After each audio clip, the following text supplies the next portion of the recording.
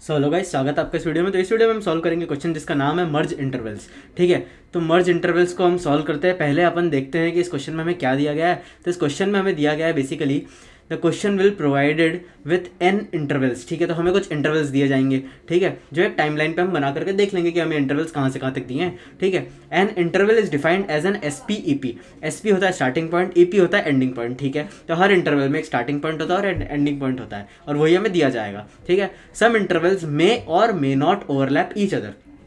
इसका मतलब क्या होता है कि कुछ इंटरवल्स ऐसे होंगे जो एक दूसरे से ओवरलैप करेंगे और कुछ इंटरवल्स ऐसे होंगे जो एक दूसरे से ओवरलैप नहीं करेंगे। ठीक है, तो हमें क्या करना है, हमें इंटरवल्स आई मिलेगा जिसमें स्टार्टिंग और एंडिंग पॉइंट मिलेगा। हमारा टास्क ये है कि हमें मर्ज करना है किन को, जो इंटरवल्स ओवरलैप कर रहे हैं। बस इतना सा टास्क है हमारा। ठीक है, तो इसके लिए हमें काम करते हैं, बोर्ड पर चलते हैं और हमने एक सैम्पल इनपुट यहाँ से ले रखा है, उसका आउटपुट भी यहीं लिखा है। तो इस सैम्पल इनपुट को ना पहले अपन बना लेते हैं।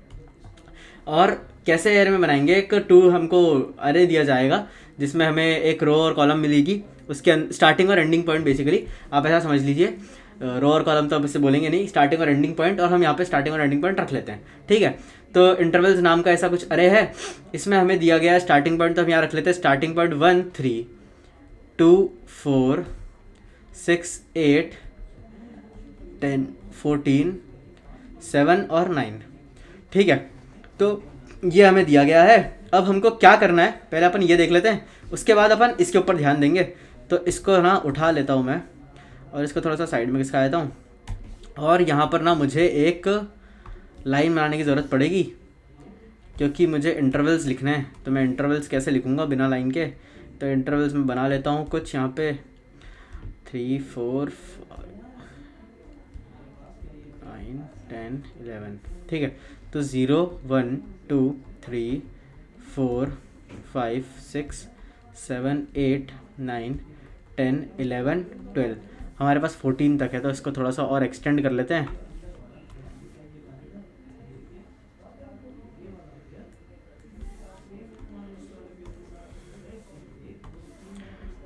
थर्टीन 13 और 14। ठीक है, तो बेसिकली ये हो गया। अब इसके बाद में अपन क्या करेंगे, मुझे यहाँ पे कुछ इंटरवल्स दिए हैं, तो एक काम करते हैं, इन इंटरवल्स को यहाँ पे बना ही लेते हैं और इसको ना थोड़ा सा ऊपर लेके चलते हैं ताकि मेरे पास इनपुट और आउटपुट दोनों लिखने की जगह होनी चाहिए। ठीक है, तो यहाँ पे हम आए, हम एक काम करते हैं, ब्लू से हम यहाँ पे पहले इनपुट लिख लेते हैं जो हमको यूज़र से आ रहा है, या फिर इसे पहले बना लेते हैं, इंटरवल्स बना लेते हैं, उसके बाद हम बात करेंगे इनपुट आउटपुट की। तो इंटरवल्स कहाँ से कहाँ तक थे, 1 से 3 तक का। तो 1 से लेके 3 तक का एक इंटरवल हो गया। ठीक है, दूसरा इंटरवल था 2 से 4 तक का, तो 2 से लेकर के 4 तक का एक इंटरवल हो गया। ठीक है, तीसरा इंटरवल था 6 से 8 तक का, तो 6 से लेकर के, इस 6 को यहीं बना लेते हैं, 6 से लेकर के 8 तक का इंटरवल हो गया। 10 से 14 तक का इंटरवल हो गया, 10 से लेकर के 14 तक का इंटरवल, और अगला इंटरवल है 7 से 9 तक का, तो 7 से लेकर के 9 तक का इंटरवल हो गया। ठीक है, तो ये तो हमने बना लिया जो हमको इनपुट आ रहा था, किससे, यूज़र से। ठीक है, अब एक काम करते हैं, ग्रीन पेन से आउटपुट भी बना लेते हैं कि हमको आउटपुट क्या देना है यूज़र को। तो आउटपुट क्या देना है, जब हमने देखा कि कौन कौन से इंटरवल ओवरलैप हो रहे हैं, क्या ये दोनों इंटरवल ओवरलैप हो रहे हैं, कहाँ से, हाँ हो रहे हैं। 1 से लेके चल तो 3 तक रहा है, लेकिन दूसरा वाला जो इंटरवल है ना वो 2 पे आकर के 4 तक खत्म हो रहा है। तो ये जो इंटरवल का स्टार्टिंग पॉइंट है, इसको अगर हम पहले इंटरवल के एंडिंग पॉइंट से कंपेयर करें, और अगर हमारा स्टार्टिंग पॉइंट सेकंड वाले का छोटा है फर्स्ट वाले के एंडिंग पॉइंट से, इसका मतलब कंफर्म इंटरवल ओवरलैप हो रहे हैं। ठीक है, और हम क्या चेक करेंगे, ये इंटरवल ख़त्म कहाँ होगा। ठीक है, तो ख़त्म होने के लिए हम इसको यानी कि एंडिंग पॉइंट्स को दोनों के चेक कर लेंगे कि कौन सा बड़ा है। जौन सा एंडिंग पॉइंट बड़ा होगा हम वहाँ पे ख़त्म कर देंगे। तो शुरुआत करते हैं 1 से, और अब ये एंड होगा 4 पे। ठीक है, क्योंकि 1 से 4 तक, तो इस आउटपुट को भी कहीं स्टोर कर लेते हैं 1 से 4 तक का, और यहाँ से हटा देते हैं, यहाँ से बनाएंगे लाइंस। अगला इंटरवल मर्ज कैसे करना है, जब हमने देखा कि 6 से 8 तक चल रहा है एक इंटरवल, और दूसरा इंटरवल 7 से 9 तक चल रहा है, तो जो दूसरे इंटरवल का स्टार्टिंग पॉइंट है वो पहले इंटरवल के बीच में आ रहा है, तो इसका मतलब ये भी ओवरलैप होंगे, तो 6 से लेकर के 9 तक जाएंगे और ये इंटरवल हम यहाँ पे लिख लेंगे, ठीक है। क्योंकि 8 और 9 में जब हमने फैसला किया तो 9 बड़ा था, इसलिए हम 9 तक चले गए। अगला इंटरवल हो गया हमारा, 5 थे 10 to 14, तो 10 to 14 किसी के साथ हो ही नहीं रहा है मर्ज, तो हम 10 to 14 को अलग से लिख लेंगे। तो यहाँ पे आंसर आ गया 10 और 14, ठीक है। अब चेक कर लेते हैं क्या ये आंसर बिल्कुल सही है। तो आउटपुट ये रहा 1,4, तो 1,4 हमें मिल गया, 6,9 6,9 भी हमें मिल गया, 10,14 तो 10,14 भी हमें मिल गया। तो इसका मतलब हमारा तरीका और लॉजिक बिल्कुल सही है, हमें यही इसी तरीके से हमें फाइंड करना है। और आप क्वेश्चन अब समझ गए होंगे क्या करना है, ठीक है। तो आपने क्वेश्चन अब समझ लिया है, तो इसी टेस्ट केस के लिए या मान लेते मैं इसी इनपुट को लेकर के आपको और फर्दर समझा देता हूँ कि आपको क्या करना है, कि हमें सॉल्यूशन अप्रोच कैसे मिलेगी, ठीक है। ये तो हमने क्वेश्चन समझ लिया, अब हमें सॉल्यूशन अप्रोच भी देखनी है। सॉल्यूशन अप्रोच लाने के लिए हम क्या करेंगे, ज़्यादा कुछ नहीं करना है। अगर हमारे पास यही अरे हुआ और ये अरे मेरे पास अगर सॉर्टेड मैनर में है तो कुछ अच्छा नहीं होगा। अगर ये अरे मैं सॉर्ट कर दूँ तो बेसिकली फ़ायदा क्या होगा, जब मेरा इंटरवल्स की लाइन बनेगी तो वापस से बना लेते हैं, या फिर उसको बैक ही कर लेते हैं। हमारी वो वाली लाइन हमने गलत ही मिटा दी, हो सकता है वो हमारे काम आ जाए, तो हम इसको उठाते हैं। अच्छा ये तो गलत हो जाएगा,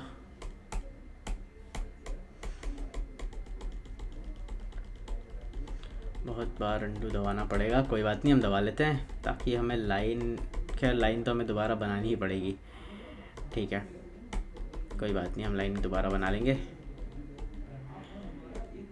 इसको मिटा देते हैं और इसको यहाँ से हटा करके नई लाइन बना देते हैं। और मैं समझा देता हूँ बेसिकली करना क्या है। जब अपन ना एक इंटरवल की लाइन बनाते, टाइमलाइन बनाते हैं, टाइमलाइन पे हम वैल्यूज़ डालते हैं 0, अच्छा 1 2 3 4 5 6 7 8 9 10 11 12 13 14, so 0 1 2 3 4 5 6 7 8 9 10 11 12 13 14, ठीक है। तो ये हमने टाइमलाइन बना ली। अब इस टाइमलाइन पे जब इसको पुट करेंगे तो क्या होगा, बेसिकली क्या होता है कि जब अगर ना अपन इसको असेंडिंग ऑर्डर में पुट करते हैं ना, तो अब हमारे इंटरवल्स काफ़ी क्लियर हो जाते हैं। कैसे क्लियर हो जाते हैं, तो एक काम करते हैं, इसको पुट पहले असेंडिंग ऑर्डर में सॉर्ट करके देख लेते हैं। तो यार क्या करना है अपने को ना, एक्चुअली बेसिकली क्या करना था कि जो असेंडिंग ऑर्डर में सॉर्ट करना था वो फर्स्ट वाले जो एलिमेंट्स यानी कि जो स्टार्टिंग पॉइंट्स है उनके बेसिस पे असेंडिंग ऑर्डर में सॉर्ट करना है, ठीक है। क्योंकि स्टार्टिंग पॉइंट्स के बेसिस पे असेंडिंग ऑर्डर में सॉर्ट करेंगे तभी हमको सही तरीके से इंटरवल्स मिल पाएंगे, ठीक है। तो हमको क्या करना है, स्टार्टिंग पॉइंट्स के बेसिस पे असेंडिंग ऑर्डर में सॉर्ट करना है। लेकिन प्रॉब्लम ये है, प्रॉब्लम नहीं है सॉरी, हमारे पास में जावा में C++ में जब हम सॉर्टिंग करते हैं एक वेक्टर के ऊपर, तो बेसिकली वो अपने आप ही जीरोथ इंडेक्सिंग के बेसिस पे सॉर्ट करता है, तो हमें कुछ अलग से यूज़ करने की ज़रूरत नहीं है। हम सॉर्ट करेंगे वो अपने आप ही जीरोथ इंडेक्स के बेसिस पे सॉर्ट करेगा। अगर हम ये क्वेश्चन जावा में कर रहे होते तो हमें कंपेयर टू फंक्शन लगाना पड़ता और वहाँ पे हमें चेक करना पड़ता, ठीक है। तो एक काम करते हैं, इसको पहले यहाँ से सॉर्ट कर लेते हैं। तो 1 से 3 तो सॉर्टेड है, 1 2 सॉर्टेड है। इसको ऐसा नहीं देखेंगे, हम सिर्फ जीरोथ एलिमेंट को देखेंगे, मतलब जीरोथ इंडेक्स को देखेंगे। तो 1 2 6 और यहाँ पर 7 आना चाहिए, यहाँ पर 7 आना चाहिए और यहाँ पर 10 आना चाहिए। और जब इनके करस्पॉन्डिंग भी चेंज होंगे तो यहाँ पर आएगा 7 के बाद था 9 और 10 के बाद था 14, ठीक है। तो ये हमारा सॉर्टेड हो गया। तो इसकी फर्स्ट स्टेप यहाँ लिख ले, सॉर्टिंग, ठीक है। अब ये फर्स्ट स्टेप सॉर्टिंग है। दूसरी स्टेप, अब मैं आपको बताता हूँ सॉर्टिंग करने का फ़ायदा क्या होता है। सॉर्टिंग करने का फ़ायदा क्या हुआ, जब हमने यहाँ रखा 1 पे, दूसरा रखा 0.3 पे, जब हम सॉर्ट कर देते हैं तो हमें अपने आप ही जो इंटरवल्स है वो सारे सॉर्टेड मैनर में मिल जाएंगे, ठीक है। यहाँ हमने रखा 6 पे, यहाँ रखा 8 पे, यहाँ हमने रखा 7 पे, यहाँ हमने रखा 9 पे, ठीक है। यहाँ हमने रखा 10 पे और यहाँ हमने रखा 14 पे। तो ये बेसिकली हमें सॉर्टेड मैनर में मिल चुका है। तो अब इसका क्या काम करेंगे हम, इससे होगा क्या, बेसिकली सॉर्टिंग मैनर में क्या होता है कि हमें सारे जो स्टार्टिंग इंडेक्सेस हैं ये हमें सब इंटरवल्स, अगर कोई ओवरलैप हो रहा होगा ना तो यहीं दिख जाएगा, जैसे कि ये दो ओवरलैप हो रहे हैं, ये दो ओवरलैप हो रहे हैं, ये किसी के साथ ओवरलैप नहीं हो रहा। तो ये बेसिकली ना हमें यही पता चल जाता है अगर कोई सॉर्टेड मैनर में होता है तो बेसिकली सिर्फ सॉर्टेड मैनर इसीलिए होता है कि ताकि हमारी ईज़ हो जाए, जल्दी ईज़ हो जाए जब हम ओवरलैप करने जाए। क्योंकि जब हम ओवरलैप करते हैं, कोड लिखते हैं, तो कोड में तो हम कोई टाइमलाइन बनाते नहीं हैं, ठीक है। टाइमलाइन नहीं बनाते तो फिर वो सॉर्ट किस बेसिस पे करेगा, ठीक, सॉल्व किस बेसिस पे करेगा। अगर सॉल्व किसी बेसिस पे करना है तो उसके लिए उसको सॉर्टेड मैनर चाहिए, ताकि वो अपने अगले वाले के साथ चेक कर ले अपना एंडिंग पॉइंट, यानी कि अपना एंडिंग पॉइंट, अगर मैं एक इंटरवल हूँ तो मैं अपना एंडिंग पॉइंट अगले वाले के स्टार्टिंग पॉइंट के साथ चेक कर लेता हूँ, ठीक है। अगर मेरा एंडिंग पॉइंट अपने अगले वाले के स्टार्टिंग पॉइंट से बड़ा है, या फिर मेरा एंडिंग पॉइंट अगले वाले के स्टार्टिंग पॉइंट से बड़ा है और अगले वाले का स्टार्टिंग पॉइंट मेरे एंडिंग पॉइंट से छोटा है, तो इसका मतलब ओवरलैपिंग होगी, ठीक है। ओवरलैपिंग तो होगी। तो बेसिकली ना हम सिर्फ इसीलिए हम इसको सॉर्ट कर लेते हैं, ठीक है। अब ना कुछ टेस्ट केस बनते हैं इसके अंदर, अपन कुछ टेस्ट केस बना लेते हैं, देख लेते हैं, मतलब टेस्ट केस, सॉरी मैं टेस्ट केस गलत बोल दिया, केसेस बनते हैं कुछ, ठीक है। तो केसेस ना, कुछ टाइप के केसेस क्या बनते हैं कि या तो हमारे पास में एक इंटरवल दिया है, मान लेते हैं ये 1 से लेकर के 6 तक था, और दूसरा इंटरवल 6 से लेकर के, मान लेते हैं 6 से लेकर के 8 तक था। तो क्या ये भी मर्ज होंगे? तो इसका जवाब है बिल्कुल नहीं, ठीक है। इसका जवाब है बिल्कुल नहीं। यहाँ पे कोई ओवरलैपिंग नहीं हो रही है, सो नो ओवरलैपिंग। और जब कोई भी ओवरलैपिंग नहीं हो रही है तो इसका मतलब इन्हें कोई मर्जिंग नहीं कहलाएगी, ठीक है। इसको उठा लेते हैं और इस टेस्ट केस को ना थोड़ा छोटा कर देते हैं।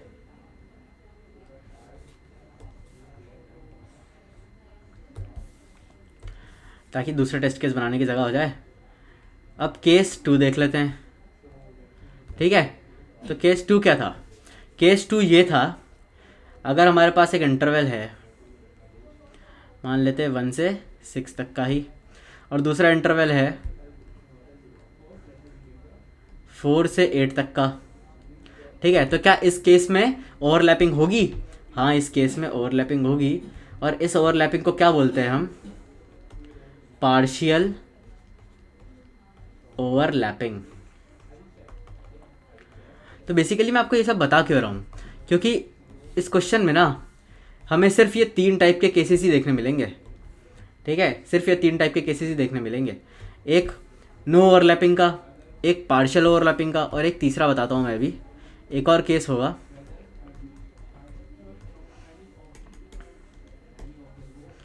तीसरा केस क्या होगा कि मेरे पास एक इंटरवल है 1 से लेकर के लेट्स से 10 तक का, और इसके बीच में कोई इंटरवल आता है यहाँ से लेकर के यहाँ तक का, लेट्स से 3 से लेकर के 6 तक का, ठीक है। तो इस केस में क्या ओवरलैपिंग होगी? हाँ, ओवरलैपिंग होगी, पर इस ओवरलैपिंग को हम क्या बोलते हैं? कंप्लीट ओवरलैपिंग, ठीक है। तो बेसिकली यही था, ये 3 टाइप के केसेस हमको इस क्वेश्चन में हैंडल करने पड़ेंगे।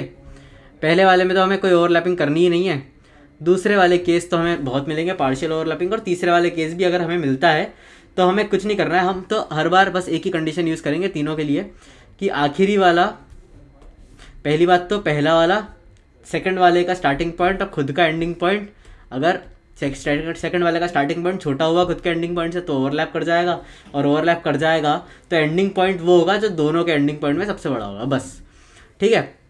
तो कंप्लीट ओवरलैपिंग, पार्शियल ओवरलैपिंग और नो ओवरलैपिंग, ये 3 चीज़ें हो गई हैं, ठीक है। अब एक काम करते हैं, इस क्वेश्चन को अपन सॉल्व कैसे करेंगे ये देख लेते हैं।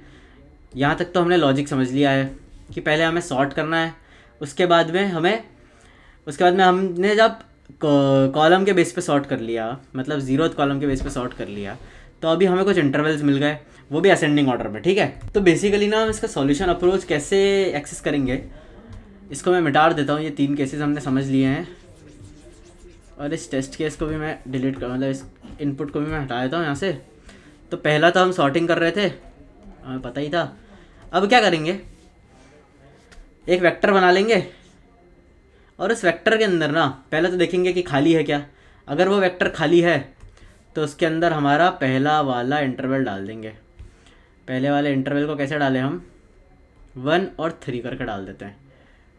ठीक है, ये वेक्टर बना दिया 2D वेक्टर। उसके अंदर हमने एक और वेक्टर बनाया 1 और 3, जिसके अंदर हमने अपने दोनों इंटरवल का स्टार्टिंग और एंडिंग पॉइंट डाल लिया है। ठीक है, अब जब स्टार्टिंग और एंडिंग पॉइंट डाल लिया है तो क्या करेंगे, अब हमारे नए वाले वेक्टर पे आएंगे, नए वाले इंटरवल पे आएंगे। नए वाला इंटरवल मतलब इस वाले इंटरवल पे आएंगे, और इस वाले इंटरवल पे आकर के हम क्या देखेंगे कि ऑलरेडी जो हमारे वेक्टर के अंदर वैल्यू पड़ी है लास्ट में, मतलब यहाँ पर जो वैल्यू पड़ी है जो सबसे लास्ट वाला है, उसके लास्ट के अंदर क्या वैल्यू रखी है। ठीक है, उसके लास्ट के अंदर क्या वैल्यू रखी है, यानी कि जब 1,3 और 2,4 का कंपैरिजन होगा तो क्या देखेंगे, ये देखेंगे कि 3 और 4 में से कौन बड़ा है, और उसी को लास्ट दे देंगे। सबसे पहले तो हम ये भी चेक करेंगे, पहले ये चेक करना भी तो ज़रूरी है कि ओवरलैप कर रहे हैं कि नहीं कर रहे। ठीक है, तो बेसिकली ना सबसे पहले जब 1 और 3 3 तो हो गया है, डाल दिया है हमने अपने वेक्टर के अंदर। ठीक है, उसके बाद चेक करेंगे कि 2 और 4 भी आएगा क्या। तो 2 और 4 पहले ये चेक कर लेंगे कि ओवरलैप कर रहा है क्या। तो ओवरलैप कैसे चेक करेंगे, इस वैल्यू को इस वैल्यू के साथ चेक कर लेंगे कि अगर मेरी ये वाली वैल्यू इस 3 से छोटी है तो इसका मतलब ये ओवरलैप कर जाएगा। ठीक है, और ओवरलैप कर जाएगा तो फिर लास्ट तो शुरुआत तो यहीं से होगी। शुरुआत तो हमेशा फर्स्ट वाले की स्टार्टिंग पॉइंट से होगी, लेकिन एंडिंग कहाँ होगी, वो 3 और 4 के मैक्सिमम से पता चल जाएगा।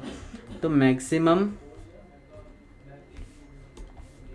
ऑफ 3,4, अब इन दोनों में से जो मैक्सिमम होगा, यानी कि इन दोनों में से जो मैक्सिमम होगा उसको उठा करके हम हमारा एंडिंग पॉइंट बना लेंगे, यानी कि 1,4 बन जाएगा हमारा एंडिंग पॉइंट। ठीक है, तो ये हमारा आंसर हो गया। एक आंसर हमारा 1,4 में मिल गया है। अब अगले वाले पे आएंगे। अब अगले वाले पे आकर के हम इसी के साथ में चेक करेंगे, अभी तक हमारा यही था आखिरी, तो हम अब इसी के साथ चेक करेंगे कि 6,8 का जो स्टार्टिंग पॉइंट है क्या वो मेरे एंडिंग पॉइंट से छोटा है। तो हमको पता चलेगा कि नहीं, 6,8 का जो स्टार्टिंग पॉइंट है 6 वो हमारे एंडिंग पॉइंट से बड़ा है। तो एंडिंग पॉइंट से बड़ा है तो इसका मतलब उसे उठाइए और हमारे 2D वेक्टर के अंदर पुश कर दीजिए। ठीक है, कर दिया पुश। अब अगले में क्या चेक करेंगे, अगले पे आए, कहाँ पे आए, यहाँ पर 7,9 पे। तो 7,9 के स्टार्टिंग इंडेक्स के साथ क्या चेक करेंगे, हमारा एंडिंग इंडेक्स। और जब हमारे स्टार्टिंग इंडेक्स होगा 7 सेकंड वाले का, और ऑलरेडी जो वैल्यू लास्ट में पड़ी है इस वेक्टर के, ठीक है, उसकी लास्ट वैल्यू होती है 8, तो 7 छोटा है 8 से, इसका मतलब ओवरलैपिंग तो होगी। अब ओवरलैपिंग कैसी होगी ये देखना है बस। तो ओवरलैपिंग होगी, पर अब ये चेक करना है कि 6 और 8 में से 8 और 9 में से लास्ट में कौन आएगा। तो मैक्स ऑफ 8,9 में जो भी वैल्यू मैक्सिमम आएगी उसे हम उठाएंगे और कहाँ पे डाल देंगे, लास्ट में। तो देखो 6,9 भी एक आंसर है कि नहीं है यहाँ पे, 6,9 ये देखो यहाँ पे आंसर है, 1,4 भी एक आंसर है। ठीक है, तो आई होप आपको इतना समझ में आ गया होगा। ये ड्राई रन बता दिया मैंने आपको क्वेश्चन का। अभी जब कोड लिखेंगे तो आपको ये चीज़ें और ज़्यादा क्लियर हो जाएंगी। और अगर कोड लिखने के बाद आपको ये ड्राई रन वापस देखना है तो आप पीछे आकर के ड्राई रन वापस देख सकते हैं। ड्राई रन तो कहीं जा नहीं रहा है। ठीक है, इसके बाद में जब 7,9 हो गया, ये 10,14 के लिए हम देखेंगे कि भैया ये 10 हमारा बड़ा है इससे 9 से, तो 10,14 के लिए तो हम अलग से पुश कर देंगे 10,14 बस, रो और कॉलम। ठीक है, और 10,14 के बाद कुछ बचा ही नहीं है, तो हमें सिर्फ इसी को रिटर्न करना है। ये वाले वेक्टर को हम रिटर्न कर देंगे और ये प्रिंट कर देंगे। तो यही हमारा आंसर हो गया। ठीक है, तो यही था बेसिकली इसका सॉल्यूशन अप्रोच। अब एक काम करते हैं, चलते हैं और इसका कोड करते हैं हम नाडोस पे आकर के। तो ये क्वेश्चन ये रहा मर्ज इंटरवल। इसमें हमें क्या दिया गया है, इसमें हमें 2D वेक्टर रिटर्न करना है, जिसके अंदर हमें इंटरवल्स नाम से 2D वेक्टर पास भी किया गया है। ठीक है, तो अब हमको सबसे फर्स्ट स्टेप की बात करते हैं। तो फर्स्ट स्टेप अगर आपको याद आ रही होगी तो मैंने बताया है फर्स्ट स्टेप क्या होती है। फर्स्ट स्टेप होती है हमेशा सॉर्टिंग। ठीक है, सॉर्ट करो। सबसे पहले गए हम, जाते ही हमने सबसे पहले सॉर्ट फंक्शन को कॉल कर दिया, क्योंकि कहाँ हम सॉर्टिंग का क्वेश्चन लिखने, सॉर्टिंग की एल्गोरिथम लिखने बैठेंगे।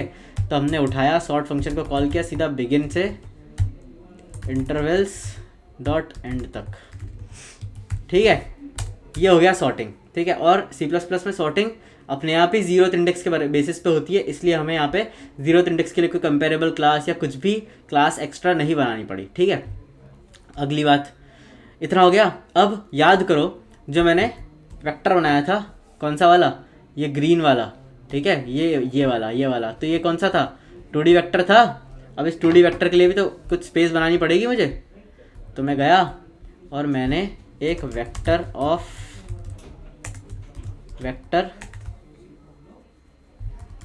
बना दिया इन टाइप का, जिसका नाम मैं रख लेता हूँ रिजल्ट। ठीक है, सॉर्ट हो गया, नया वेक्टर बना दिया। फॉर लूप चलाओ, फॉर ईच लूप चलाओ, किसके लिए, वेक्टर ऑफ इंट, इसका नाम रख लेता हूँ मैं इंटरवल, छोटा वाला बड़े वाले इंटरवल से उसके इंटरवल्स एक्सेस खींचेगा और इसके अंदर ही काम होगा जो मेन होना है हमारा। तो अब ये क्या कर रहा है, फॉर वेक्टर इंट इंटरवल, एक नया वेक्टर बना दिया और वो क्या स्टोर कर रहा है, इन इंटरवल्स की वैल्यू, इन इंटरवल्स की वैल्यू उठा करके हमको यूज़ करवाने दे रहा है, ये वाली। ठीक है, तो ये इसीलिए हम हमारा for vector int interval colon intervals पे चलाया है। फॉर ईच लूप लग रहा है एक एक पेयर को उठा के लाएगा। अंदर आए, चेक करा जो हमारा वेक्टर बनाया था 2D वेक्टर जिसमें फाइनल आंसर स्टोर करना है, क्या वो खाली है। अगर वो खाली है यानी कि result of size is equals to 0, तो हम कुछ करेंगे। अगर वो 0 नहीं है मतलब उसमें ऑलरेडी कुछ पड़ा है, तो हमको पीछे वाले के साथ चेक करना है। ठीक है, जो ऑलरेडी उसमें पड़ा है। तो बेसिकली रिजल्टेंट साइज मतलब रिजल्ट साइज अगर खाली है मतलब तो हमारे वेक्टर में कुछ है ही नहीं 2D वेक्टर में, तो चेक किससे करेंगे। तो कुछ मत करो, जाओ और पुश बैक कर दो। ये सब हमने कैपिटल में लिख दिया। रिजल्ट में पुश बैक कर दो किसको, जो हमारा इंटरवल हमने फेच किया था ऊपर से। ठीक है, इस फॉर ईच लूप में ये तो बहुत सिंपल सा कोड था यहाँ तक का। तो अब आगे थोड़ा सा आपको दिमाग लगाना पड़ेगा, इतना ज़्यादा कुछ है नहीं वैसे, पर थोड़ा सा दिमाग लगाना पड़ेगा। अब ना मतलब ऑलरेडी कुछ पड़ा था। अब मान लो ये हम 6 और 9 लेकर के 6 और 8 लेकर के आए थे, तो इसका मतलब ऑलरेडी यहाँ पे अंदर कुछ पड़ा था। तो इस वाली वैल्यू के लिए हमने क्या किया, जो अंदर पड़ा था एक नया वेक्टर बना लिया। ठीक है, और इसका नाम रख देते हैं प्रीवियस इंटरवल, क्योंकि वो प्रीवियस वाला था। ठीक है, और उस प्रीवियस इंटरवल में क्या वैल्यू डाल देंगे, जो रिजल्टेंट के लास्ट में रखी है। अभी तो रख के आया अपन, कहाँ रखी, ये रखी यार, अभी ऊपर ये डाली ना वैल्यू। तो अब रिजल्ट के अंदर एक रिजल्ट का साइज -1 पे एक वैल्यू पड़ी होगी, यानी कि लास्ट में एक वैल्यू तो पड़ी होगी, उसे उठानी है, उसको चेक कर लेना है। उसको नहीं चेक करना है, उसके अंदर किसी को चेक करना है। उसके अंदर हमारे इंटरवल ऑफ 0 को चेक करना है। किसके साथ में, हमारे इंटरवल ऑफ 0 का मतलब क्या होता है, इसका मतलब समझ रहे हो आप, स्टार्टिंग पॉइंट। ठीक है, और किसके साथ चेक करना है, जो प्रीवियस इंटरवल था मतलब जो ऑलरेडी हमारा अंदर रखा हुआ था उसके एंडिंग पॉइंट से। ठीक है, अगर आपको चाहिए तो मैं लिख भी देता हूँ, check interval SP with previous interval ending point. ठीक है, अगर यह बात सच है, अगर ये अंदर आ गया, इसका मतलब ओवरलैपिंग एग्जिस्ट। ठीक है, अगर ऊपर ओवरलैपिंग एग्जिस्ट करती है तो हमको कोई फ़र्क नहीं पड़ता कि वो कंप्लीट ओवरलैपिंग या पार्शियल ओवरलैपिंग है, हमको बस ओवरलैप करना है। ठीक है, तो अब मैंने अपना तो फाइनल आंसर जो आया था ना रिजल्ट वाला, उसके साइज -1 के अंदर ही कुछ चेंजेस कर दिए। और उसके साइज -1 के अंदर क्या चेंजेस किए कि मैंने क्या देखा, सॉरी साइज -1 तो हमारा वो था जो रो थी, कॉलम हमारा 1 वाला था। ठीक है, उसके 1 वाले पे हमने क्या चेक करा कि भैया एक बात बताओ, या तो ये इंटरवल का 1 बड़ा होगा और या फिर मेरे प्रीवियस इंटरवल का 1 बड़ा होगा। ठीक है, मैक्स लगा लिया हमने। इस मैक्स से हमें ये पता चल जाएगा कि या तो हमारा प्रीवियस इंटरवल का 1 बड़ा है और या फिर इसका इंटरवल का 1 बड़ा है, यानी कि 1 और 3 जब थे और 2 और 4 जब थे। तो इसके अंदर हम क्या कर रहे हैं, अभी हम जिस स्टेप पे हम ये कर रहे हैं कि या तो ये 3 बड़ा है या तो ये 4 बड़ा है। तो अगर 4 बड़ा है तो हम उसको कहाँ पे डाल देंगे, उठा करके रिजल्टेंट के साइज़ -1 पे, मतलब रिजल्टेंट में पुश कर देंगे। ठीक है, उठाएंगे और कहाँ डाल देंगे, अगर ये बड़ा है तो यहाँ से हटा करके सब कुछ, और यहाँ हम 4 डाल देते हैं क्योंकि ये बड़ा है। ठीक है, तो बस इतना सा काम है। इसको रखा, काम ख़त्म हो गया। इसके लिए एक एल्स कंडीशन भी होगी कि या तो बड़ा होगा और या फिर छोटा होगा। तो छोटे वाले के अंदर क्या करना है, जो वैल्यू डली हुई है वही डले, जो वैल्यू डली हुई है वही डले रहने दो। यानी कि बेसिकली मतलब जो छोटा वाला, अगर छोटे वाले की वैल्यू बड़ी है ना, तो इसका मतलब वो कंप्लीट पार्शियल है। फॉर एग्जांपल अगर ये 1 6 है और ये 2 3 है इस इंटरवल में, ठीक है, तो इसकी साइज़ ज़्यादा बड़ी है 6 वाले की। ठीक है, तो इसके अंदर ये भी आ गया, तो ये क्या होता है, अभी बताया था यार, कंप्लीट ओवरलैपिंग। तो यहाँ पे अचीव कर लेंगे हम कंप्लीट ओवरलैपिंग, और यहाँ पे हमने अचीव करी है पार्शियल ओवरलैपिंग। ठीक है, यह हमने अचीव कर ली कंप्लीट ओवरलैपिंग। और जब हमने अचीव कर ली कंप्लीट ओवरलैपिंग, तो अब तो भैया फाइनल वाले के अंदर आंसर डाल दो, मतलब जो फाइनल हमारा जो बन रहा था ना, उसके अंदर हमारा इंटरवल डाल दो बस। फाइनल क्या बन रहा था हमारा, फाइनल एक 2D वेक्टर हम बना रहे थे, उसके अंदर हमारा इंटरवल डाल दिया। अब आखिर में बस उस फाइनल वाले 2D वेक्टर को रिटर्न कर दो और देखते हैं कोड चलता है या नहीं। कोड में कुछ इश्यू आया है, कोई बात नहीं। हाँ, तो हम एक चीज़ शायद करना भूल गए, इंटरवल्स हमने कर दिया है। क्या कर दिया हमने, कहाँ गलती आ रही है, ये 18 ये 55 पे। ठीक है, ठीक है, तो 18 वाले में कुछ एरर है। 18 पे चलते हैं, देखते हैं कहाँ पे एरर आ रही है। 18 ये रहा, नहीं ये तो 7 है, 8 है, सॉरी 18 ये रहा। 18 में हमें क्या इशू आ रहा है कि हमारा प्रीवियस इंटरवल को जब हमने साइज़ के आखिरी वाले बंदे पे डाला, तो यहाँ पर ना एक्चुअली स्क्वायर ब्रैकेट्स आएंगे। ठीक है, चला के देखते हैं अब रन करता है या नहीं, क्योंकि रिज़ल्ट वाला भी तो एक वेक्टर है ना। अगर रिज़ल्ट वाला वेक्टर है तो हमको भी उसकी वैल्यू एक्सेस करने के लिए, इसे हटा देते हैं, ये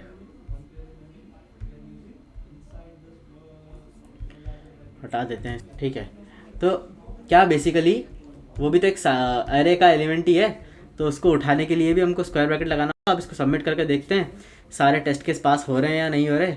तो 4 5 6, तो ठीक है, ऑटो टेस्ट